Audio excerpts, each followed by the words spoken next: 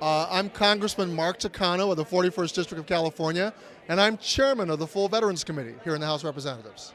Now, it's my understanding Trump made a number of promises to veterans while he was campaigning, and I'm going to assume has broken many of them. What do we need to do for veterans to make sure they're honored after giving so much for this country? Well, I've made a top policy priority for my committee, veteran suicide prevention, addressing the crisis of 20 veterans dying by suicide a day. I've introduced a new piece of legislation called the Access Act, which would basically allow any veteran, regardless of their discharge status, regardless of their income, regardless of their eligibility for the VA, regardless of where they live, to call the Veterans Crisis Line whenever they are in a crisis and not have to worry that they're going to receive a bill. It should not ever be the case that a veteran or their family members would hesitate to call the VA because they're worried about somehow getting billed for something.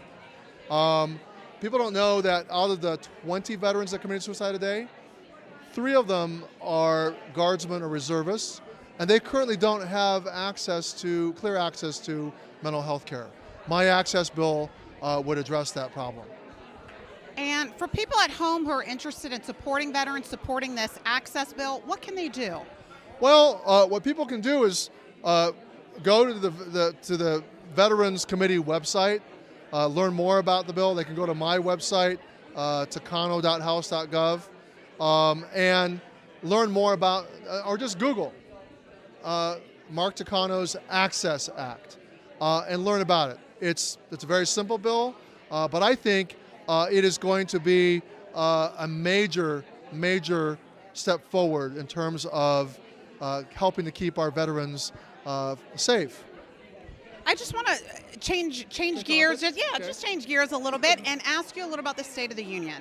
Okay. There are a number of members of Congress who are boycotting tonight's State of the Union because it seems like a farce to give the president any type of airtime in the middle of an impeachment trial when tomorrow the Senate will unfortunately likely vote to acquit him. Well, what are your thoughts on that, about boycotting the State of the Union? Well, my thoughts are that this president will be the first president to actually be facing trial while he's delivering the State of the Union. And, being one of the people who voted to impeach or indict him, I feel, perfectly fine sitting in that chamber, having him face one of the many people that voted as I did. I understand the feelings of my colleagues, some of them, and that's valid. I don't think my being there in any way validates this president.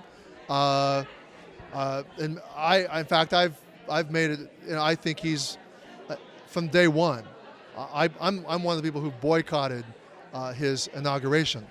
And I boycotted it after he tweeted about John Lewis. That was the straw. I actually was not going to say, I was going to just not go and not say anything about it. But when he disparaged John Lewis and started saying bad things about his district, a civil rights, he did this on Martin Luther King weekend.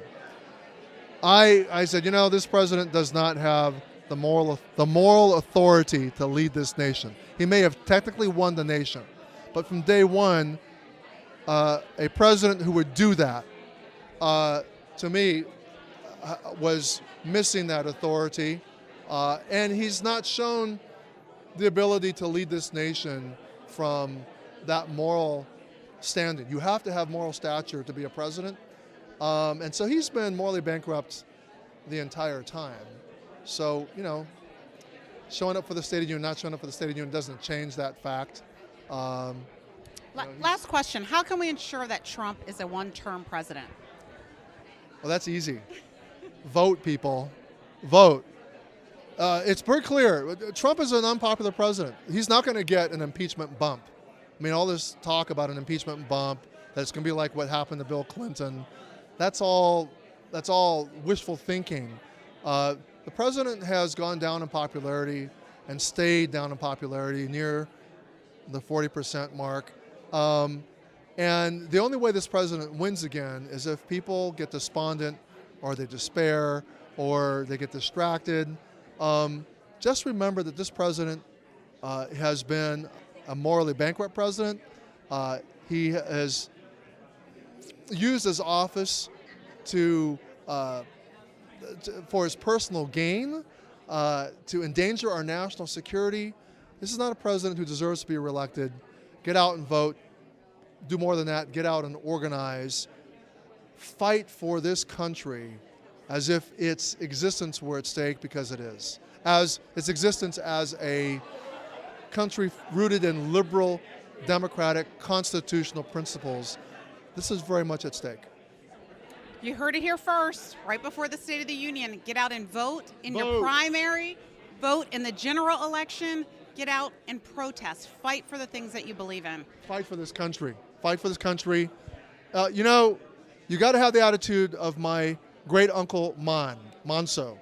He was 23 years old when he died on a battlefield in Europe during World War II.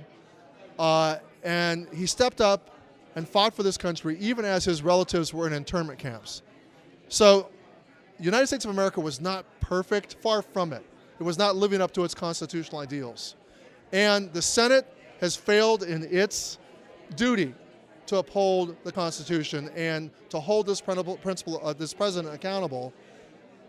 Do not allow the despair or despondency to prevent you from acting and from doing what is necessary to change who is in the White House. Get out and vote, get out and organize, get out and save our republic.